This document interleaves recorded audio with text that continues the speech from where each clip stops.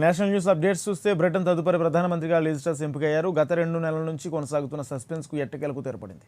ప్రధానమంత్రి పదవికి పోటీ పడిన మాజీ ఆర్థిక మంత్రి రిషి సునక్, విదేశాంగ శాఖ మంత్రి లిజ్ ట్రస్కు మధ్య హోరాహోరీగా పోటీ జరిగింది. లిజ్ ట్రస్కు 81,326 ఓట్లు రాగా రిషి సునక్కు 60,399 ఓట్లు వచ్చాయి.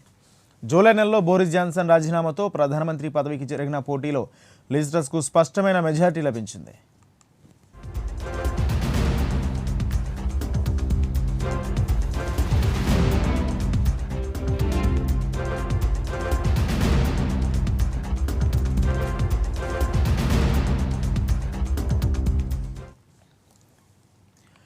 ప్రధానమంత్రి బోరిస్ జాన్సన్ వారసురాలిగా లిజ్ ట్రస్ ఎంపికయ్యారు. ప్రధానిగా ఖరారైనట్లు ప్రకటన వెలువడిన వెంటనే ఆమె దేశ ఆర్థిక వ్యవస్థను గాడిన పెట్టడానికి కఠినమైన చర్యలు తీసుకుంటామని ప్రకటించారు. ముఖ్యంగా ఇంధన సంక్షోభం నుంచి గట్టెక్కించడానికి ప్రయత్నిస్తామని తెలిపారు. ఎనర్జీ బిల్లులతో ప్రజలు సతమతమవుతున్నాయన్నారు. దీర్ఘకాలికంగా ఇంధన సమస్యలున్నాయని వాటిని పరిష్కరిస్తామని ఆమె హామీ ఇచ్చారు.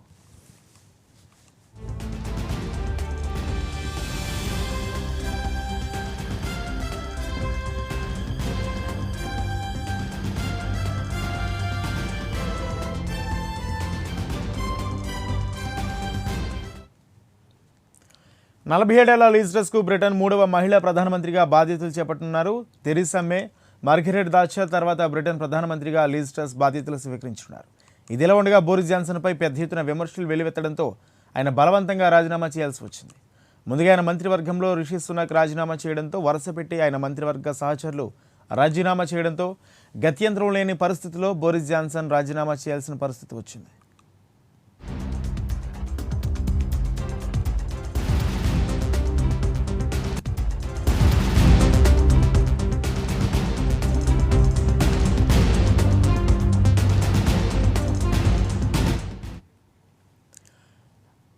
బోరిస్ రేపు మంగళవారం నాడు స్కాట్లాండ్ వెళ్లి క్వీన్ ఎలిజబెత్ను కలిసి అధికారికంగా తన రాజీనామా అందిస్తారు.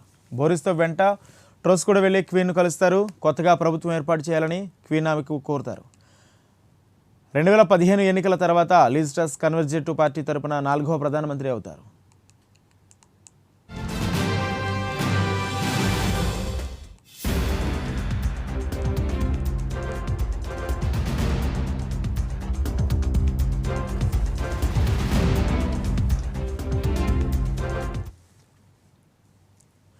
బ్రిటన్ ఆర్థిక వ్యవస్థ దారుణంగా తయారైంది. ద్రవ్యోల్బణం 4 దశాబ్దాల గరిష్టానికి ఎగబాకింది. జూలై నెలలో ద్రవ్యోల్బణం 10.1% చేరింది. నిత్యావసర వస్తువుల ధరలు చొక్కలంటాయి. సామాన్యుడి బ్రతుకు దుర్భరమైంది. ఇలాంటి సమయంలో ట్రస్ ప్రధానమంత్రిగా బాధ్యతలు చేపట్టనున్నారు. అయితే ట్రస్కు ఆర్థిక వ్యవస్థకు చక్కదిద్దడం అంత తేలిక కాదు. ప్రతిపక్షాలు కూడా అధికార పక్షంపై దాడులు ఎక్కుపెట్టింది. 12 సంవత్సరాల కన్జర్వేటివ్ ప్రభుత్వం ప్రజలను బేకరులుగా చేసిందని దండయాత్ర మొదలుపెట్టింది. తక్షణమే ఎన్నికలు జరిపించాలని డిమాండ్ చేస్తుంది. కానీ ట్రస్ మాత్రం ప్రస్తుతం ఎన్నికలకు ససేమేరా అంటుంది. మొత్తానికి ట్రస్ ముందుంది ముసళ్ల పండగనక తప్పదని రాజకీయ విశ్లేషకులు అభిప్రాయపడుతున్నారు.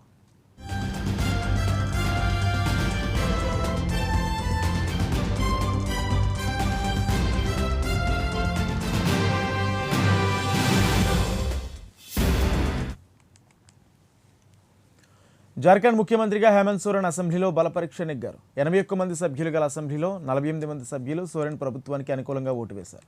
కాగా బీజేపీ తన ప్రభుత్వాన్ని కూల్చడానికి కుట్ర పనిందని సోరెన్ ఆరోపించారు. సోరెన్పై అనర్హత వేటు వేయాలని గవర్నర్కు బీజేపీ ఫిర్యాదు చేసింది. ముఖ్యమంత్రి తాను గనుల కాంట్రాక్టు దక్కించుకున్నారని సోరెన్పై ప్రధాన ఆరోపణ. కాగా ఎన్నికల కమిషన్ కూడా సోరెన్ను అనర్హుడిగా ప్రకటించాలని గవర్నర్కు సిఫార్సు లేఖ రాసింది.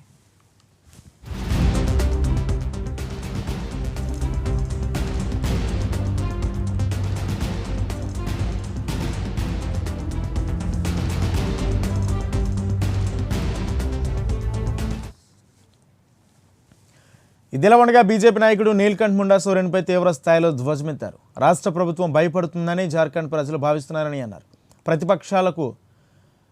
ప్రతిపక్షాల నుంచి కానీ జ్యుడిషియరీ నుంచి కానీ గవర్నర్ కానీ ఎవ్వరూ సోరెన్ విశ్వాస పరీక్ష కోరలేదన్నారు. అలాంటప్పుడు ఎందుకు భయమని ప్రశ్నించారు. దీన్ని బట్టి చూస్తే సోరెన్కు తన ఎమ్మెల్యేలపై నమ్మకం లేదని తెలుస్తుందని బీజేపీ ఎద్దేవా చేసింది. ఇదిలా ఉండగా జేఎంఎం యూపీఏకు చెందిన 30 మంది కంటే ఎక్కువ మంది ఎమ్మెల్యేలు పొరుగున ఉన్న ఛత్తీస్గఢ్లో 5 రోజుల పాటు గడిపి ఆదివారం రాత్రి రాంచీకి తిరిగి వచ్చారు. ప్రతిపక్ష బీజేపీ తమ ఎమ్మెల్యేలకు గాలం వేస్తుందని అధికార జేఎంఎం భయపడిందని రాజకీయ పరిశీలకులు భావిస్తున్నారు.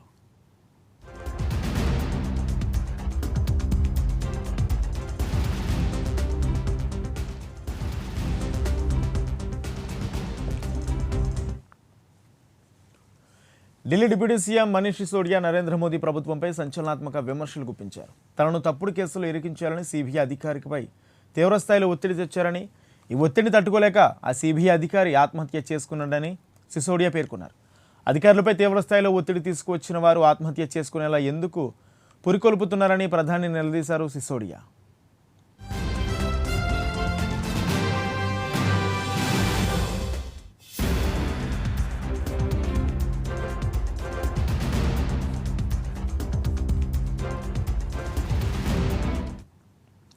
CBI deputy legal adviser Jitendra Kumar గత వారం దక్షిణ ఢిల్లీలోని తన ఇంట్లో ఆత్మహత్య చేసుకున్నారని పోలీసులు తెలిపారు. డిఫెన్స్ కాలనీ పోలీస్ స్టేషన్కు గత గురువారం ఉదయం 6:45 తమకు ఫోన్ కాల్ వచ్చిందని ఓ సీనియర్ పోలీస్ అధికారి తెలిపారు. సమాచారం అందిన వెంటనే క్రైమ్ టీంతో పాటు ఫారెన్సిక్ మొబైల్స్ బృందం ఘటనా స్థలానికి చేరుకుందని పోలీస్ అధికారి వివరించారు.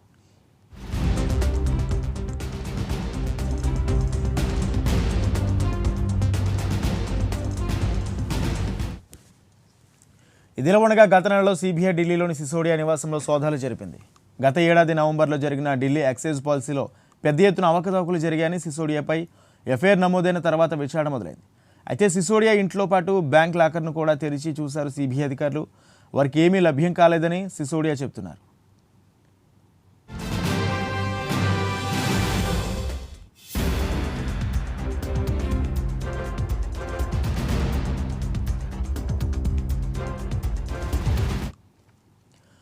ఇదిలా ఉండగా ఆ ప్రభుత్వం లిక్కర్ కేసును తిరగదోడుతోంది బీజేపీ. తాజాగా బీజేపీ అధికార ప్రతినిధి సంబిత్ పాత్ర స్టింగ్ వీడియోను విడుదల చేశారు. ఢిల్లీ లిక్కర్ వ్యాపారులు సిసోడియాకు ముఖ్యమంత్రి కేజ్రీవాల్కు ఎంత కమిషన్ ఇచ్చారో బహిరంగంగా ముందు వచ్చి చెప్పాలని, ఎవరికీ భయపడాల్సిన అవసరం లేదని పాత్ర వ్యాపారులు కోరుతున్నారు. అయితే పాత్ర వీడియో విడుదల చేసిన వెంటనే సిసోడియా కూడా మీడియా సమావేశం ఏర్పాటు చేసి వేధింపులు తాళలేక సిబిఐ అధికారి ఆత్మహత్య చేసుకున్నారని ప్రత్యారోపణ చేశారు. मेरे खिलाफ जो फर्जी एफआईआर कराई गई है एक्साइज के मामले में, उसका भी लीगल मामला वही देख रहे थे. पता ये चला है कि मेरे खिलाफ गलत तरीके से केस बनाकर ये उनके ऊपर दबाव डाला जा रहा था कि मेरे खिलाफ गलत तरीके से केस बनाकर मुझे अरेस्ट कराने की लीगल मंजूरी दें.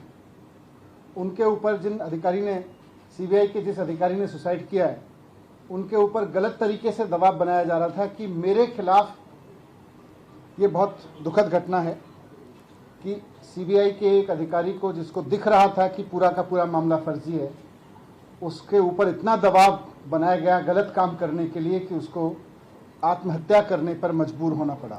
मुझे फंसाने के लिए, मुझे अरेस्ट करने के लिए, किसी फर्जी केस को लीगली साउंड बनाने के लिए एक अधिकारी पर इतना दबाव बनाने पर आ गए ये लोग कि अब बेचारे उस अधिकारी को सुसाइड करना पड़ा. ये बहुत अफसोसजनक है. मेरी उनके परिवार के प्रति बहुत संवेदना है, उनकी असमय इस घटना से. मैं आज प्रधानमंत्री जी को भी कहना चाहता हूँ कि आप मुझको फंसाना चाहते हैं फर्जी तरीके से, फंसा लीजिए. आप मेरे ऊपर रेड कराना चाहते थे, आपने रेड करा ली. आप फर्जी एफआईआर करा चुके मेरे ऊपर. आप मुझे अरेस्ट कराना चाहते हैं, आप बता दीजिए, जहां कहोगे मैं आ जाऊंगा. लेकिन इस तरह से अधिकारियों के ऊपर दबाव बना के उन्हें फांसी लगाने पे, उन्हें आत्महत्या करने पे मजबूर मत कीजिए. इससे घर उजड़ रहे हैं. ये ठीक नहीं है. आप हर वक्त यही सोचते रहते हैं मैं सीबीआई का इस्तेमाल कैसे करूं, मैं ईडी का इस्तेमाल कैसे करूं, मैं चुनी हुई सरकारों को कैसे गिराऊं, चुने हुए एमएलएस को कैसे खरीदूं. आप स्कूल बनाने पे कब सोचेंगे? आप अस्पताल बनाने पे कब सोचेंगे? आप महंगाई कम करने पे कब सोचेंगे? आप रोजगार देने पे कब सोचेंगे? आप केवल यही सोचते रहते हैं कि कैसे सीबीआई पे दबाव बना के. పంజాబ్లోని ఒక ఎగ్జిబిషన్లో ప్రమాదం జరిగింది. దాదాపు 40 అడుగుల ఎత్తు నుంచి జైంట్ స్వింగ్ కింద పడింది. ఒక్కసారిగా జైంట్ స్వింగ్ కింద పడడంతో అందరూ షాక్కు గురయ్యారు. ఈ ప్రమాదంలో 16 మంది గాయాల పాలయ్యారు. స్థానికులు హోటాహుటిన బాధితులను ఆసుపత్రికి తరలించారు. గాయపడిన వారిలో 3 పరిస్థితి విషమంగా ఉన్నట్లు వైద్యులు తెలిపారు. ఇక ప్రమాద సమయంలో జైంట్ స్వింగ్పై 50 మంది ఉన్నట్లు తెలుస్తుంది. ఘటనపై కేసు నమోదు చేసుకున్న పోలీసులు దర్యాప్తు చేపట్టారు.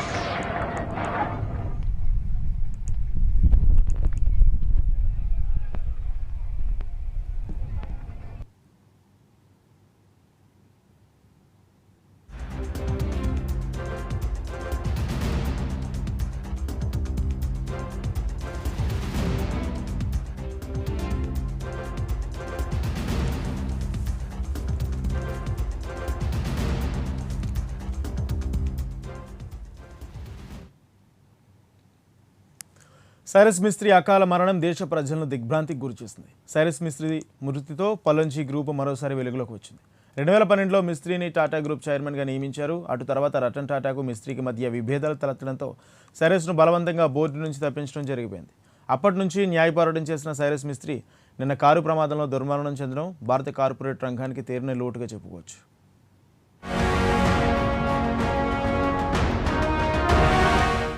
పల్లంజీ షాపూర్ గ్రూప్కు దెబ్బ మీద దెబ్బ తగులుతోంది.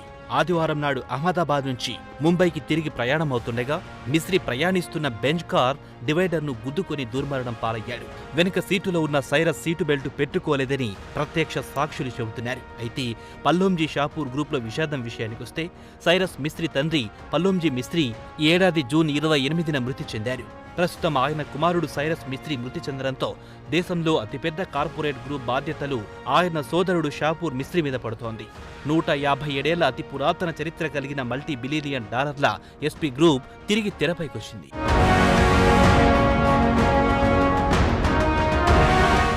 ఇక సైరస్ కుటుంబ విషయానికొస్తే ఆ కుటుంబంలో ఆయన తమ్ముడు, భార్య రోహిక్యా, 2 కుమారులు ఫిరోజ్ జహాన్లు మాత్రమే మిగిలారు.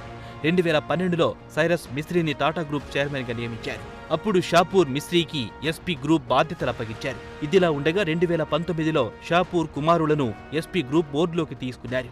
ఆయన కుమార్తె తాన్యాకు కార్పొరేట్ సామాజిక బాధ్యతలు అప్పగించారు. ప్రస్తుతం Tanya communication skills మెరుగుపరుచుకుంటున్నారు.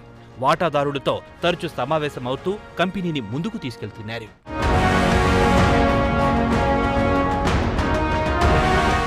Cyrus మిస్త్రీకి Ratan టాటాకు మధ్య 2016లో అతిపెద్ద కార్పొరేట్ వార్ కొనసాగింది. సైరస్ మిస్త్రీ వ్యాపార సరళి రతన్ టాటాకు నచ్చలేదు. రతన్ టాటా హయాంలో గ్రూప్నకు చెందిన అన్ని కంపెనీలు నష్టాల్లోకి జారుకున్నాయి. ప్రతిష్టాత్మకమైన టాటా మోటార్స్ వేలాది కోట్ల రూపాయల నష్టాల్లోకి జారుకుంది. రతన్ టాటా ప్రతిష్టాత్మకంగా తీసుకొచ్చిన టాటా నానో భారీ నష్టాలను తెచ్చిపెట్టింది. రతన్ టాటా పశ్చిమ బెంగాల్ నుంచి ప్లాంట్ను గుజరాత్కు మార్చడంతో వేలాది కోట్ల రూపాయల నష్టాన్ని చవిచూసింది టాటా మోటార్స్. సైరస్ మిస్త్రీ యువకుడు. ఆయన ఆలోచన సరళి రతన్కు భిన్నంగా ఉంటుంది. కస్టమర్లను ఆకర్షించడంలో నానా ఘోరంగా విఫలమైంది. సైరస్ మాత్రం నానోను పక్కన పెడదామని వారించినా రతన్ మాత్రం దానికి ససేమిరా అన్నారు. ఎట్టకేలకు భారీ నష్టాలతో టాటా గ్రూప్ నానో ఉత్పత్తిని ఉపసంహరించుకుంది. జరగాల్సిన నష్టం భారీగానే జరిగిపోయింది. గ్రూప్లో 100 కంటే పైచిలుకు కంపెనీలున్నాయి. అప్పట్లో టీసీఎస్ ఒక్కటే మంచి లాభాలను ఆర్జించింది. మిగిలిన కంపెనీలన్నీ నష్టాల్లోనే నడిచాయి.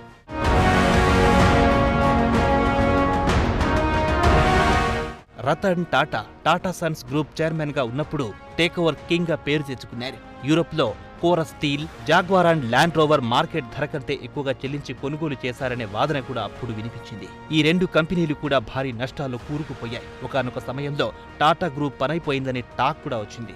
అత్యంత గడ్డు పరిస్థితిలో ఉన్నప్పుడు రతన్ టాటా ఏరి కోరి సైరస్ మిస్త్రీని చైర్మన్ పదవిలో కూర్చోబెట్టారు. సైరస్ బాధ్యతలు చేపట్టిన తర్వాత ఓ కోర్ కమిటీని ఏర్పాటు చేసి ఒక్కో సంస్థను తిరిగి పునరుద్ధరించడానికి ప్రయత్నించారు. అనవసర ఖర్చులపై కోత విధించారు. ప్రధానంగా టాటా ట్రస్టుకిచ్చే నిధులను తగ్గించడంతో రతన్ టాటాకు ఆగ్రహం తెప్పించింది. అటు తర్వాత ఇద్దరి మధ్య పచ్చగడ్డి వేస్తే భగ్గుమనే స్థాయికి పరిస్థితి వచ్చింది.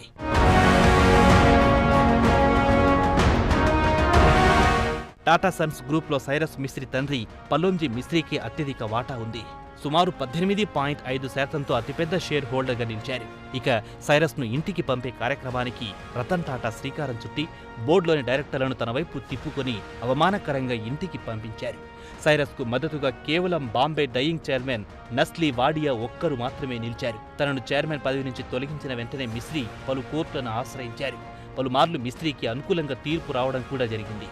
చివరికి సుప్రీంకోర్టు రతన్ టాటాకు అనుకూలంగా తీర్పునిచ్చింది. అటు నుంచి తీవ్రమైన మనస్తాపానికి గురైన సైరస్ ఇప్పటికీ తిరిగి టాటా సన్స్ చైర్మన్ పదవి దక్కించుకునేందుకు తరచూ ప్రయత్నిస్తూనే ఉన్నారు. ఎందుకంటే టాటా సన్స్లో మిస్త్రీ కుటుంబానికి అత్యధిక వాటాలున్నాయి. ఈ వాటాలను కొనుగోలు చేయాలని రతన్ టాటా గ్రూప్ విశ్వ ప్రయత్నాలు చేసినా పల్లంజీ మాత్రం తన వాటాలను విక్రయించడానికి ససేమిరా అన్నారు.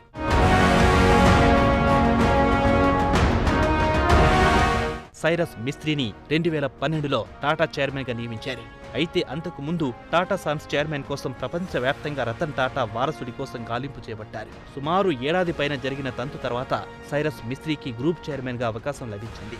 టాటా సన్స్ చైర్మన్గా బాధ్యతలు స్వీకరించిన తర్వాత ఆయన పల్లంజీ గ్రూప్కు చెందిన అన్ని వ్యాపారాలతో పాటు కుటుంబ వ్యాపారాల బోర్డు నుంచి తప్పుకున్నారు. టాటా గ్రూప్లో ఉన్నత పదవిలో ఉన్నందువల్ల ఆయన తన కుటుంబానికి పరోక్షంగా సాయపడొద్దనే ఉద్దేశంతో ఆయన తండ్రికి చెందిన అన్ని కంపెనీల బోర్డు నుంచి తప్పుకున్నారు.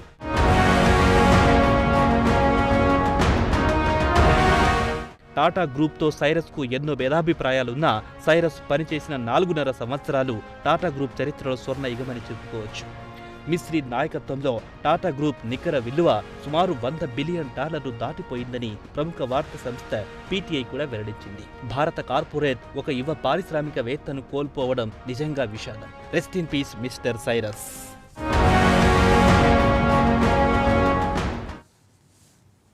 వరల్డ్ న్యూస్ అప్డేట్స్ చూస్తే నైరుతి చైనాలోని సిచువాన్ ప్రావిన్స్లో ఇవాళ భారీ భూకంపం సంభవించింది. సుమారు 7 మృత్యువాత పడ్డారు. రెక్టార్ స్కేల్పై భూకంపం తీవ్రత 6.6గా నమోదైనట్లు అధికారులు తెలిపారు. స్థానిక కాలమానం ప్రకారం మధ్యాహ్నం 12:25 భూకంపం సంభవించినట్లు చైనా భూకంపం నమోదు కేంద్రాన్ని ఉటంకిస్తూ చైనా ప్రభుత్వం జిన్హువా ఏజెన్సీ తెలిపింది.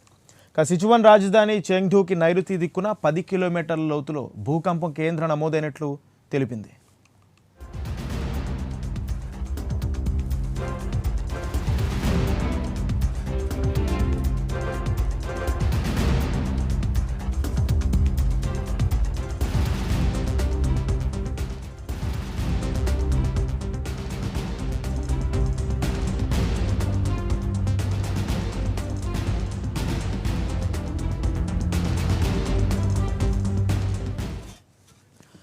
కాగా భూకంపం కారణంగా జరిగిన ఆస్తి ప్రాణ నష్టంపై పూర్తి వివరాలు అందాలని అధికారులు తెలిపారు. ప్రాథమిక వార్తల ప్రకారం సిచువాన్ ప్రావిన్స్లోని పలు పట్టణాల్లో కొండ చర్యలు విరుగుపడి ఇళ్లు తీవ్రంగా దెబ్బతిన్నట్లు తెలుస్తుంది. పలు ప్రాంతాల్లో టెలికమ్యూనికేషన్ ట్రైన్లు లేకపోయాయి. రాజధాని చెంగ్డూ దానికి సమీపంలో చాంగ్విన్ మెగాసిటీ సమీపంలో పలు భవనాలు కొద్ది సెకన్లు కంపించాయని చెప్తున్నారు. సహాయక చర్యల కోసం 500 మందికి పైగా సహాయక సిబ్బంది రంగంలోకి దింపారు. ఈ భూకంపానికి ముందు తూర్పు టిబెట్లో 4.6 తీవ్రతతో భూకంపాలు వచ్చినట్లు యుఎస్జిఎస్ తెలిపింది. టిబెట్కు ఆనుకుని ఉన్న సిచువాన్ ప్రావిన్స్లో తరచూ భూకంపాలు చోటు చేసుకుంటూ ఉంటాయి. టిబెట్ పీఠభూమిలోనూ భూకంపాలు నమోదవుతుంటాయి.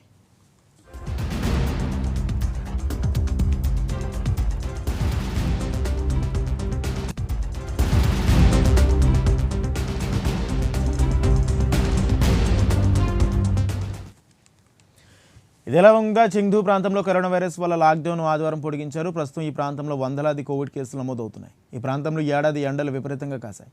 ఎండలకు చాంగ్వింగ్ నది కూడా పూర్తిగా ఎండిపోయింది.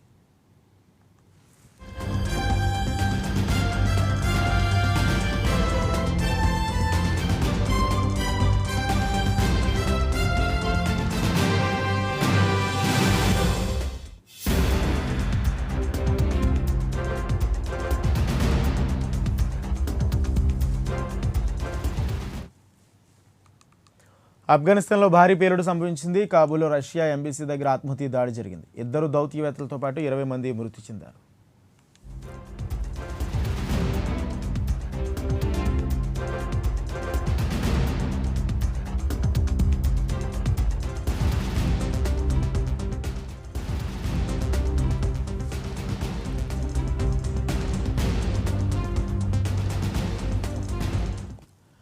కాబూల్ రాజధాని ఆఫ్ఘన్లో ఆత్మహత్య దాడి జరిగింది. దాడిలో 2 దౌత్యవేత్తలతో పాటు 20 మంది వరకు మరణించారు. రష్యా రాయబార కార్యాలయం వెలుపల ఈ ఘటన చోటు చేసుకుంది. వీసాల కోసం దౌత్య కార్యాలయానికి గేట్లు వెలుపల ఎదురు చూస్తున్న సమయంలో పేలుడు జరిగింది. దాడి చేసేందుకు ప్రయత్నిస్తున్న వ్యక్తిపై తాలిబాన్ గార్డులు కాల్పులు జరిపారు. అయితే గార్డులు కాల్చిన వెంటనే తనను తాను కాల్చుకున్నాడు బాంబర్.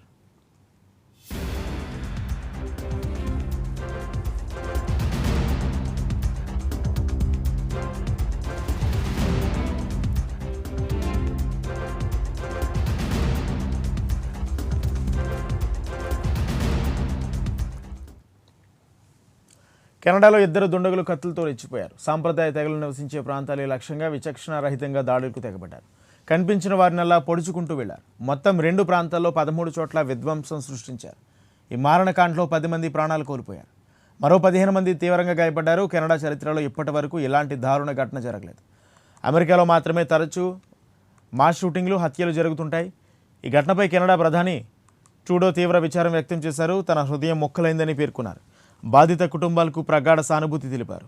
మరోవైపు 2 డేమియస్ శాండ్వర్స్, మైల్ శాండ్వర్స్ కోసం పోలీసులు ముమ్మర గాలింపు చేపట్టారు. వీరి ఫోటోలను కూడా విడుదల చేశారు. అయితే నిందితులు ఏ కారణంగా దాడి చేసి ఉంటారనే విషయం మాత్రం ఎవరికీ అంతుపడడం లేదు.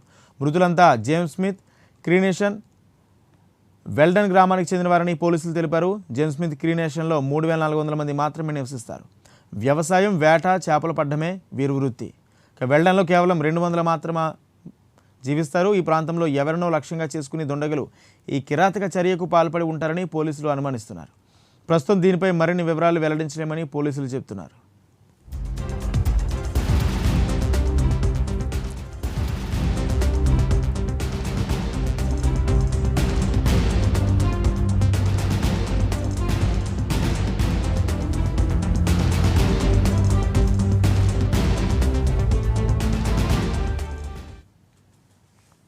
సుడాన్లో భారీ వర్షాలకు సుమారు 100 కంటే ఎక్కువ మంది మృతి చెందారు. అలాగే వేలాది గృహాలు ధ్వంసమయ్యాయి. ఈ ఏడాది మే నుంచి కుండపోత వర్షాలు కురుస్తున్నాయని పోలీసు అధికారులు వెల్లడించారు.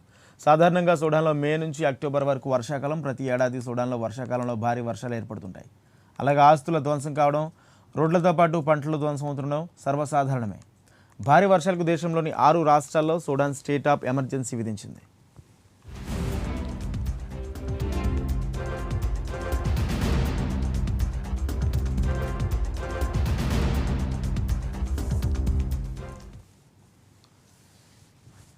భారీ వర్షాలకు మృతుల సంఖ్య 112కు చేరిందని Sudan national council for civil defence అధికారి ప్రతినిధి అబ్దుల్ జలీల్ రావు తెలిపారు. గత నెల ఆగస్టులో మృతుల సంఖ్య 79 అని అధికారులు వెల్లడించారు. మొత్తం 34,944 ఇళ్లు పూర్తిగా ధ్వంసం కాగా 49,060 ఇళ్లు పాక్షికంగా దెబ్బతిన్నాయి. 115 మంది గాయపడ్డారు. వరదల కారణంగా సుడాన్ మొత్తం 2,26,000 మందిపై తీవ్ర ప్రభావం చూపించిందని ఐక్యరాజ్య సమితి కూడా తెలిపింది.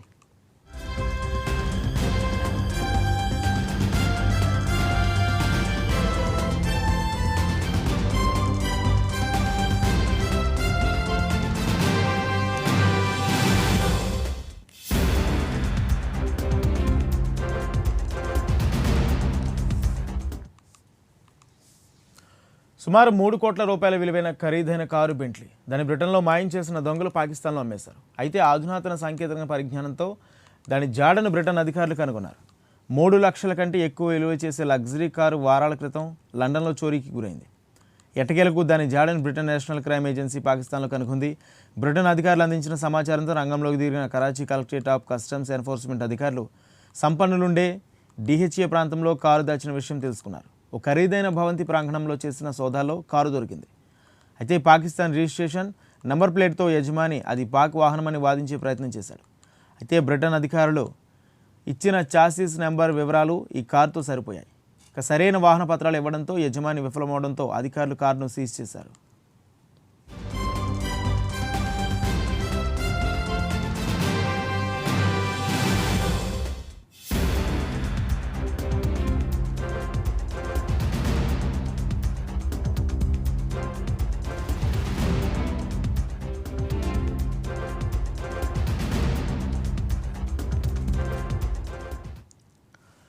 కారు కొనుగోలు చేసిన వ్యక్తిని విక్రయించిన బ్రోకర్ను అరెస్టు చేశారు. తూర్పు యూరోప్లోని ఒక దౌత్యవేత్త పత్రాలను అడ్డుపెట్టుకుని కారును అక్రమంగా పాకిస్తాన్కు తరలించారని తేలింది.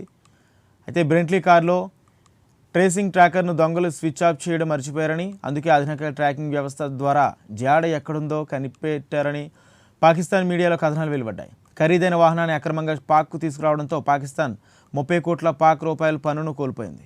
ఈ స్మగ్లింగ్ రాకెట్ సూత్రధారి కోసం పోలీసులు అన్వేషిస్తున్నారు.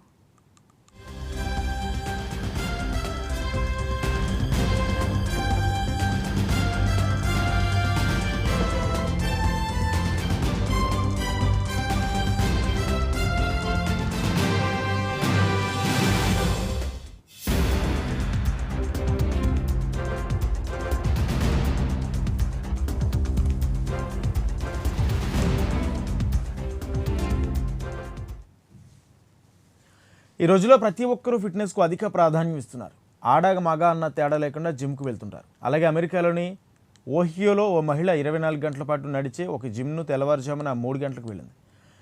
క్రిస్టియానా ఫైల్డ్ అనే ఈ యువతి తను బ్యాక్ పెయిన్ తగ్గించుకునేందుకు బెంచ్పై పడుకుని ఎక్సర్సైజ్ చేస్తున్నారు. తన వర్కౌట్ను చిత్రీకరించడానికి ప్రయత్నించింది. అనుకోకుండా తనకు వర్కౌట్ చేస్తున్న బెంచ్ తిరగబడింది. బయటికి వద్దామంటే రాలేని పరిస్థితి. అదే జిమ్లో పక్క గదిలో మరో యువకుడు జిమ్ చేస్తున్నాడు. ఆమె గట్టిగా అరిచినా అతనికి వినపడలేదు. ఎందుకంటే జిమ్లలో పెద్ద సౌండ్స్తో మ్యూజిక్ వింటుంటారు కాబట్టి ఆమె అరుపులు అతనికి వినపడలేదు.